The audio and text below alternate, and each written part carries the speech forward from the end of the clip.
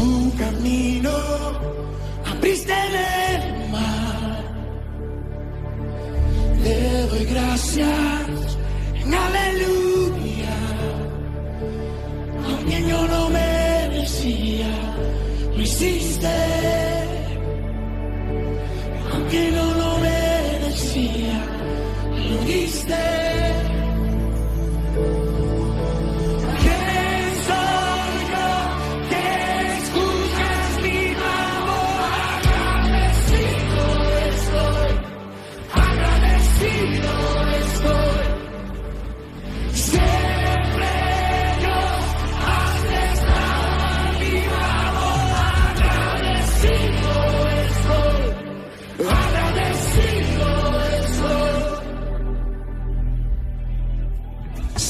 Santo, no hay nadie más.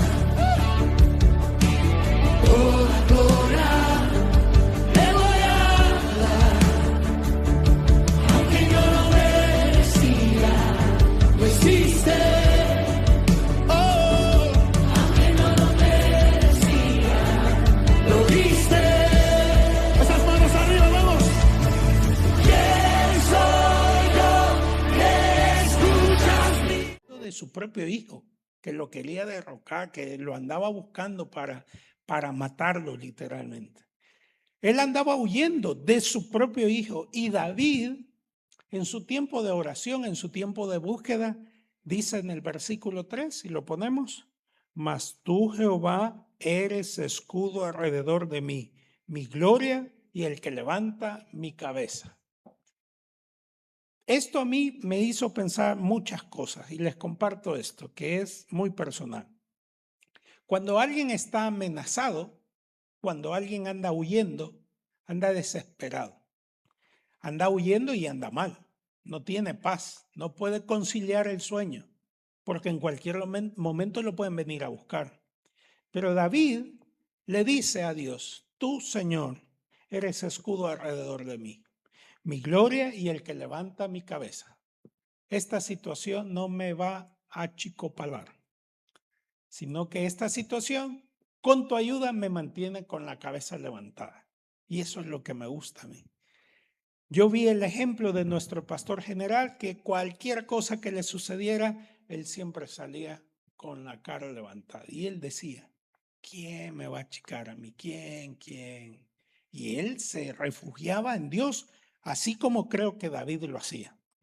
Versículo 4, dice así: con mi voz clamé a Jehová y él me respondió desde su monte santo. Yo me acosté y dormí y desperté porque Jehová me sustentaba. Esta declaración también está dentro de una situación crítica. Y es que la verdadera fe se demuestra cuando alguien está pasando tribulaciones. Aquí David estaba amenazado de muerte. Su propio hijo lo andaba persiguiendo. Pero no solamente era la angustia de que podía morirse, sino la vergüenza de que su propio hijo lo andaba persiguiendo. Eso todavía es peor. Porque decir, bueno, me están persiguiendo por algo malo que yo hice, pues sí, tengo que pagar, es mi culpa. Pero cuando me está persiguiendo mi propio hijo porque su corazón está endurecido y quiere vengarse conmigo, ahí es vergonzoso. David dice en su declaración de fe: yo me acosté y dormí y desperté porque Jehová me sustentaba. Y ahí vemos nosotros la fe que tenía David. ¿En quién había depositado su fe David? Por supuesto que en Dios. Y en el versículo 6 cierra esta oración y dice: no temeré a 10 millares de gente que pusieren sitio contra mí. A 10 millares. Es decir, ¿cómo una persona puede conciliar el sueño siendo perseguida? ¿Cómo una persona? Solamente lo puede lograr aquella persona que tiene su fe puesta en Dios. Solamente. No hay otra forma. No hay otra fórmula, no hay otra manera, no hay otra solución. Aunque usted tenga todo el dinero del mundo, si alguien lo anda persiguiendo, no puede dormir. ¿Cuánta gente que se ha metido a malos negocios, a malas situaciones, con cosas de la droga, a pesar de que puede pagar todas las cantidades posibles, siempre su enemigo lo puede llegar, buscar y llevárselo y matarlo? Para muchos les parecía imposible que el presidente de Venezuela lo llegaran a sacar de su residencia y se lo llevaran. Hasta ese lo lograron llevarse. En México se ha considerado imposible que los jefes de la droga sean capturados y han llegado y se los han llevado. Es decir, con toda la seguridad del mundo, con todo el dinero del mundo, siempre saben ellos mismos que alguien los puede traicionar. Saben ellos mismos que no pueden confiar en todos y que no pueden dormir tranquilos. Pero alguien que confía en Dios sí. Ese se puede quedar dormido y decir, bueno, Señor, mi vida está en tus manos. Si tú decides, pues allá nos vamos. Esa es la fe que tenía David. Hay muchos más pasajes que nos demuestran situaciones e historias de cómo David expresaba eso. Otro de los que más me gusta es el Salmo número 16. Salmos capítulo 16 nos demuestra algunas cosas y situaciones que también son significativas. Y son significativas porque en Hechos de los Apóstoles hacen referencia de este salmo. Dice el Salmo 16, versículo 7. Bendeciré a Jehová que me aconseja, y aún en las noches me enseña mi conciencia. ¿Cómo dormía David en el pasaje anterior, hermano? En paz. Él se quedaba dormido. Aquí David estaba viviendo otra situación. David estaba en otra temporada. David estaba viviendo otro panorama. Pero él dice, yo me acuesto y cuando yo me acuesto en las noches me enseña mi conciencia. Él dormía literalmente en paz. Dice el versículo 8, a Jehová he puesto siempre delante de mí. A Jehová siempre he puesto delante de mí, siempre lo he puesto. ¿Han escuchado aquella frase que hoy en día la gente lo utiliza en vano? Esa es la palabra. Primero Dios. Primero Dios, pastor, nos vemos el viernes, qué festivo. Mentiras. Mentiras. Siempre pongo primero a Dios.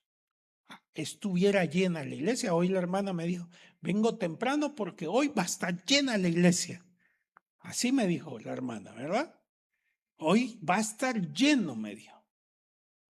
Hay gente que de boca dice primero Dios, pero mentira, no es primero Dios. No es primero Dios. Hay gente que se llena la boca diciendo, pero David no se llenaba la boca. Él lo vivía, hermanos, y cuando lo vivía, lo sentía, lo expresaba porque venía del corazón. Y David dice, a Jehová he puesto siempre delante de mí, porque está a mi diestra. ¿Y qué dice esa última frase, hermano? No seré conmovido. En estas temporadas, así como este día, que uno espera que la iglesia esté a rebalsar porque todo el mundo está descansando, lo que a uno como pastor se le viene a la mente es, quizás no necesitan nada de Dios. Eso es lo que uno piensa. Y lo que yo también relaciono siempre es, y las personas que verdaderamente lo necesitan, que no tienen ni trabajo, no tienen nada, están preocupados y están en problemas, ¿a dónde cree que deberían de estar? Y después, teniendo la oportunidad de estar, de vivirlo, de gozarse como tendría que ser, esa gente literalmente todo el tiempo es conmovida. Todo el tiempo es aflicción y aflicción y aflicción. David decía, yo pongo primero a Dios. Y cuando yo pongo primero a Dios, Dice acá, no seré conmovido. Él estaba tranquilo. Versículo siguiente, por favor. Se alegró por tanto mi corazón y se gozó mi alma. Mi carne también reposará una vez más. ¿Cómo, hermanos? Confiadamente David tenía su fe bien puesta en Dios, hermano. David en todos los salmos, de diferente forma como él lo expresaba, las situaciones que él estaba viviendo, él siempre saca a relucir la fe que él tenía. Él incluso en medio de los salmos más tristes y más difíciles, en los cuales aquel clamor sale y dice, Señor, Señor, ¿por qué te has olvidado de mí? Incluso en esas expresiones de desesperanza que está a punto de perder la fe, que dice, Señor, ¿por qué no me respondes? Señor, ¿por qué los enemigos ganan la batalla? Señor, ¿por qué me siento desamparado? Aún en medio de esas expresiones que parecen ser difíciles, él siempre saca la fe que había en su corazón. Siempre dice, pero Señor, seguiré confiando. Pero Señor, no voy a desmayar. Pero aún así, Señor, voy a seguir esperando en ti, porque los que esperan en ti tendrán nueva fuerza, porque los que esperan en ti no serán avergonzados. Aún en medio de todas las aflicciones, David siempre sacaba la fe que había en su corazón. Dice el versículo 10, porque no dejará mi alma en el Seol, ni permitirás que tu santo vea corrupción. Este salmo es otra expresión más de la fe que David tenía. El versículo que a mí más me gusta, y en base a este versículo yo había puesto, hace unos días hablé con la hermana Carmen Elena acerca del programa de radio que queremos retomar, y yo le había puesto este título: me mostrarás la senda de la vida, dice David en el versículo 11. En tu presencia hay plenitud de gozo. Así le habíamos puesto al programa. En tu presencia hay plenitud de gozo. Delicias a tu diestra para siempre. ¿Quién puede decir eso estando afligido, estando perseguido, estando en angustia, estando en problemado, estando incluso enfermo? ¿Quién puede decir eso, hermano? Simplemente alguien que tiene la fe bien puesta en Dios. Él decía, en tu presencia, Señor, hay plenitud de gozo. Mejor es un día en tu casa que 1000 años lejos de ti. Eso lo decía David. Y si David hubiera vivido en estos días, ¿a dónde creen ustedes que David hubiera estado el 1 de mayo? ¿A dónde hubiera estado David?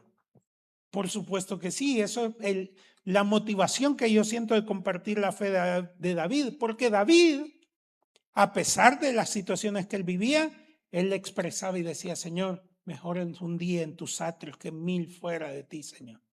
Prefiero yo morar en las puertas afuera, pero estar cerca de tu presencia, Señor, porque David había experimentado que en su presencia hay plenitud de gozo.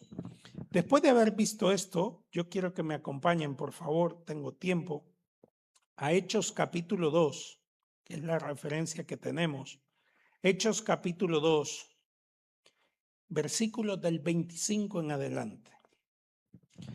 ¿Cómo es posible que muchos años después, pero muchísimos, cientos de años después, imagínense que David reinó, después vino su hijo, después vinieron muchos más reyes, después Dios guardó silencio por 400 años, apareció el Señor Jesús, después fue el tiempo de la iglesia primitiva, y cuando fue el tiempo de la iglesia primitiva, en Hechos de los Apóstoles, en el capítulo 2, justo en la predicación de Pedro, él dice lo siguiente y hace referencia a todo lo anterior.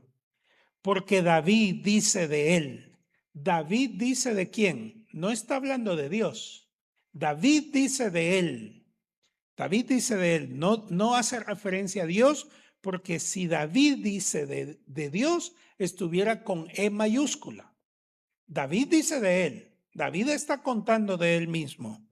Veía al Señor delante de mí siempre porque está a mi diestra. ¿Y cómo decía David de él? no seré conmovido. Por lo cual mi corazón se alegró y se gozó mi lengua, y aún mi carne descansará en esperanza, porque no dejarás mi alma en el Hades, ni permitirás que tu santo vea corrupción. Eso lo decía David de él mismo, y esas son las expresiones de los salmos. David expresaba los salmos de acuerdo a las vivencias que él tenía, pero eran declaraciones de fe. Versículo 28, por favor. Me hiciste conocer los caminos de la vida. Y cierra diciendo, me llenarás de gozo con tu presencia. En tu presencia, decía David, hay plenitud de gozo. Yo estaba tratando de hacer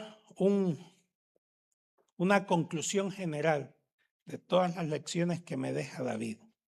David, como podemos encontrar, David literalmente era un hombre de fe en todas las cosas que él vivió.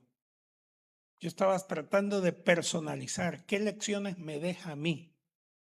Yo buscaba los salmos que a mi criterio son muy significativos. El Salmo 3, el Salmo 4, el Salmo 37, el Salmo 51, muchos salmos que a mí me han impactado, que a mí personalmente. Pero lejos de ser impactantes, yo encontré que las características de la fe en los salmos de David son varias cosas. Confianza en medio de la prueba. Él estaba 100% seguro que dependía de Dios, sea cual sea la batalla o tribulación. Otra razón por la cual nosotros vemos que David en los salmos tenía fe es que él expresaba lo que él estaba sintiendo y viviendo. Si él sentía dolor, lo expresaba. Si él sentía duda, lo expresaba. Pero siempre terminaba recordando quién es Dios. Señor, yo me siento mal. Yo me siento traicionado. Yo me siento triste. Pero tú no desamparas a tus hijos. Siempre recordaba todas estas cosas. Y también David, en las características de los salmos en los que vemos la fe, siempre mostraba un arrepentimiento. Él reconocía su pecado y él siempre buscaba una restauración. Para muchos esto es hipocresía. Está jugando con Dios. Pero aquí todos somos pecadores, incluso los que están viendo. Bueno, los que están viendo quizás más.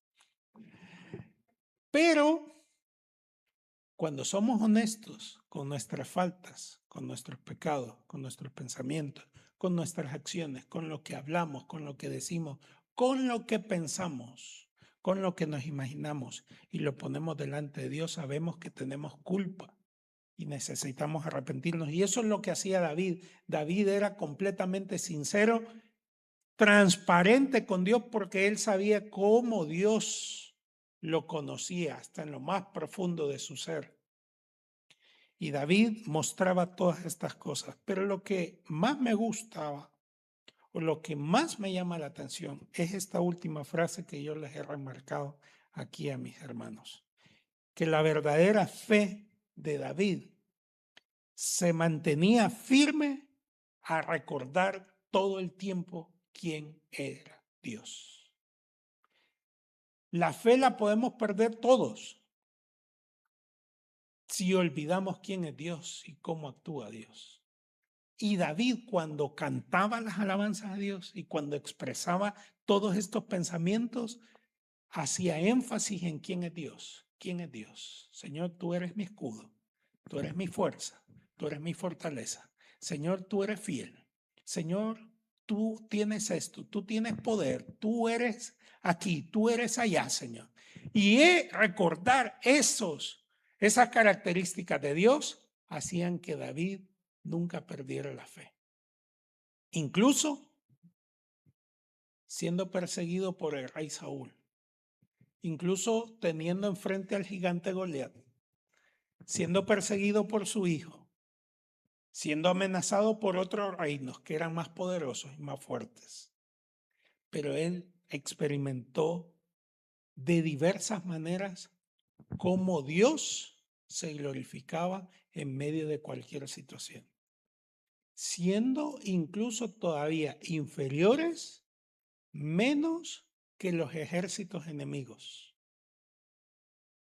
¿Cuánto era el número, a ver si saben este dato, de los valientes de David? ¿Cuántos eran los valientes de David? Se los dejo de tarea. Porque los valientes de David eran los que acompañaron a David, pero no eran lo suficiente para los grandes ejércitos a los cuales ellos se enfrentaban. Y Dios siempre los respaldaba. Mis queridos hermanos, hoy termino de estudiar la vida de David diciendo lo siguiente. David nos deja grandes lecciones de fe que son expresiones de confianza y de dependencia absoluta de Dios. Les invito a que me acompañen ahora, por favor. Señor, muchas gracias una vez más por lo bueno que tú eres. Gracias por darnos la oportunidad de estudiar tu palabra, de ver la vida de David, de tomar su ejemplo, de tomar, Señor, esas afirmaciones que él siempre hizo. Él confiaba plenamente en ti, Señor. ¿Cómo nos cuesta confiar en lo que tú vas a hacer? ¿Cómo nos cuesta dejarte el control de las cosas cuando vemos que nada se mueve, cuando vemos que nada cambia? ¿Cómo nos cuesta confiar en ti cuando las situaciones empeoran, cuando no hay salida, Señor? Pero qué gozo hay en escuchar en tu palabra de que aunque todo se ponga oscuro, Señor, tú traerás un nuevo amanecer. Tú traerás vida y no muerte. Tú das esperanza. Tú no desalientas, tú no abandonas, sino que siempre acompañas, respaldas y sacas en victoria, Señor. Todos aquellos que hoy, a pesar de las dificultades, se aferran a ti, saldrán victoriosos, porque tú les vas a acompañar. Señor, una vez más, gracias por el ejemplo y la vida de David, porque esta nos enseña a que nos podemos aferrar plena y ciegamente a ti, Señor, porque tú nos darás la victoria. Señor, ponemos en tus manos la vida y las situaciones de cada una de las personas que han venido hoy acá a clamarte por un milagro, por un favor. Aquellos anhelos que hay en su corazón, Señor, que sean una realidad. También, Señor, te suplico por aquellos que están a la distancia, clamando, pidiendo un favor tuyo, Señor. Concédeles todo lo que ellos necesitan, Señor. Señor, que estas reuniones no sean para unos pocos que se congregan acá, sino que tu bendición pueda llegar, no importando la distancia, Señor. Señor, pedimos por los convalecientes, por los necesitados, pedimos por aquellos que están solos, que no tienen esperanza, por los desanimados, Señor, por los cansados. Señor, aquellas personas que ya ven el ministerio, la iglesia como una carga y no como un privilegio, Señor. Por aquellos que sienten que trabajar para ti, Señor, puede resultar en vano. Señor, devuélveles el gozo de tu salvación. Anímales, Señor, para que podamos verle de nuevo activos, trabajando para tu obra y para tu reino, que es lo que nos has encomendado. Señor, gracias por todas tus bendiciones y esperamos que tú nos acompañes al salir de este lugar y que gocemos de un buen fin de semana. En el nombre de Jesús. Amén.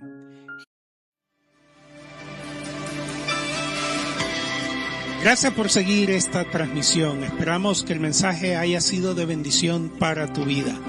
Ahora queremos invitarte a recibir a Jesús en tu corazón, que invites a Jesús a morar dentro de tu vida repitiendo esta oración.